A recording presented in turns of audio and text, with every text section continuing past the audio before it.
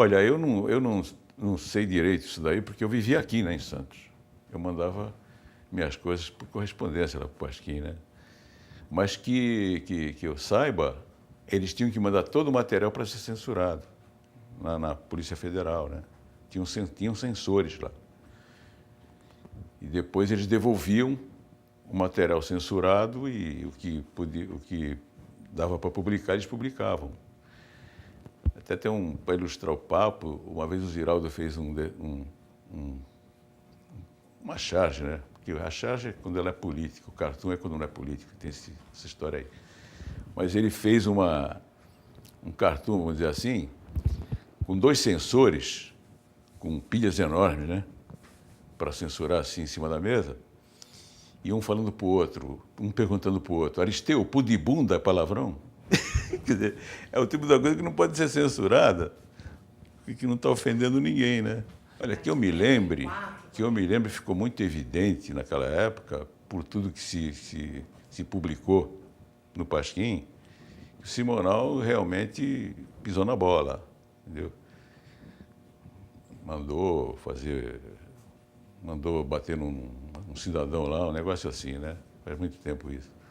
Agora estão desenterrando novamente, tentando limpar, mas eu me lembro que o Enfio desenhou o Tamanduá, desenhou o Caboclo Mamador, chupando o cérebro do Simonal, mas o Enfio também não economizava, né? Chupou até o cérebro da Elis quando gravou no Nacional, mas a Elis foi praticamente obrigada a fazer aquilo. Não seria assim uma referência um pouco? Também acho. Porque quando houve aquela famosa gripe, né, o pessoal foi preso, com exceção do Enfio e do Milor. E muita gente colaborou com o Pasquim. O próprio Glauber, né? Um monte de gente mandou matéria para o Pasquim sobreviver, continuar existindo. E o Pasquim sobreviveu, apesar de vários números que foram recolhidos, né? Um dos últimos foi o Saulo Ramos, que recolheu, o grande feito dele, né? como ministro da Justiça. E muita gente que colaborou naquela época, dando uma força, depois não escreveu. O próprio Glauber, né? Porque o Glauber ele fez uma jogada, ele tinha vontade de voltar para o Brasil, queria filmar aqui, estava exilado. Pediu para o Zuenir Ventura publicar aquela carta na Visão, né? Elogiando os militares, mas era uma jogada do Glauber naquilo. Eu conversei com o Zuenir na Tarrafa Cultural aí, e levantei essa lebre aí, ele me falou, o pessoal não entendeu bem o que o Glauber queria, né? Porque o Glauber tinha, assim, gostava muito do Brasil, né? Ele queria filmar aqui, queria fazer as coisas e tal, e estava exilado, né?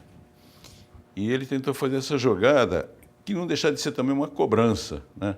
Em cima dos militares, porque, na verdade, o golpe militar foi patrocinado pelos Estados Unidos, hoje todo mundo sabe disso, multinacionais, etc., né? E aí ele também fez uma cobrança, assim, em cima de um lance que seria um tipo de patriotismo, né? E ele estava a fim de voltar, só que ninguém perdoou. O Jaguar não perdoou o Glauber, não. O Jaguar ficou pé da vida com o Glauber, não saiu mais nada do Glauber no Pasquim. E olha que ele publicou muito no Pasquim. Eu compilei todo o material que ele publicou no Pasquim, porque eu fiz vários trabalhos sobre o Glauber, né?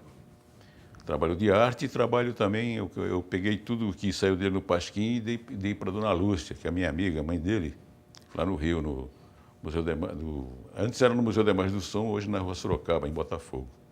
Quem toma conta lá é o João Rocha, que é neto da filha de criação da dona Lúcia, né? Que é a única que sobrou, porque os filhos legítimos morreram todos. O Glauber, a Nessie e só sobrou essa filha de criação, e o filho dela é que cuida do Tempo Glauber, que é um cara muito legal, está sempre entrando em contato comigo pelo Orkut.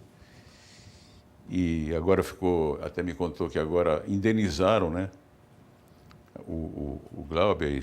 A única beneficiada foi a Paula Gaetan, que foi a última mulher dele, né? A mãe dele que quebrou a cara, aí se virava que nem para poder arrumar dinheiro para manter o Tempo Glauber, né, e tal, não recebeu nada. Por mais paradoxal que seja, quem ajudava a dona Lúcia era o Sarney. O Sarney, em 66, tomou posse como governador do Maranhão e convidou o Glauber para fazer o filme lá no Maranhão. O Glauber fez o filme, que se chamou até Maranhão 66, em que aparecia o Sarney falando que ia acabar com o impaludismo, com a miséria do Maranhão, aquele troço todo, né? E acabou foi com o Maranhão, né? Mas era o único que ajudava a Dona Lúcia, por incrível que pareça. Eu ia lá no Tempo Glauber, no Rio, eu ia muito ao Rio, né? Fui assaltado lá, minha mulher ficou com medo, aí as coisas também foram diluindo, né? Depois ela conseguiu aquele espaço na Rua Sorocaba, pegado do Museu Villa-Lobos, né? Botafogo, e também instalado lá. Ainda tem uma exposição minha, porque eu doei mais de 40 a 50 pôsteres, tudo feito à mão, enormes, grandes, né? Foi a exposição que eu fiz com o Morrice em 83 na Cadeia Velha, em 84 no Sindipetro, porque eu também fui diretor do Sindipetro durante os últimos 8 anos que eu trabalhei na refinaria. Que, aliás, eu e um amigo criamos um boletim chamado Petroleiro, né, que sofria censura interna. Se falar em censura, eu sofria censura interna, porque eu tinha aquela linguagem do Pasquim, e eu fazia os cartoons, os desenhos, e alguns diretores que eram mais conservadores, assim e tal, isso aqui, né? E eu falei, pô, já não chega a censura de fora, tinha censura de dentro, né? Esse lance também é interessante de contar, né? Mas mesmo assim saiu muita coisa, né? Eu acho que eles liberam quando é porra louquice, né? Quando é para fazer mal à cabeça das pessoas, para alienar as pessoas e transformar tudo em idiota, a censura está liberada. Se for uma coisa mais inteligente, esbarra, ainda esbarra. Eu acho que ainda existe. Né?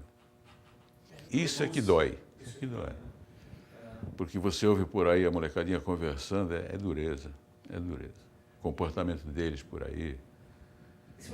E desde meninos, desde o primário, né? Eu acho difícil inverter. Acho muito difícil. Eu continuo pessimista mesmo.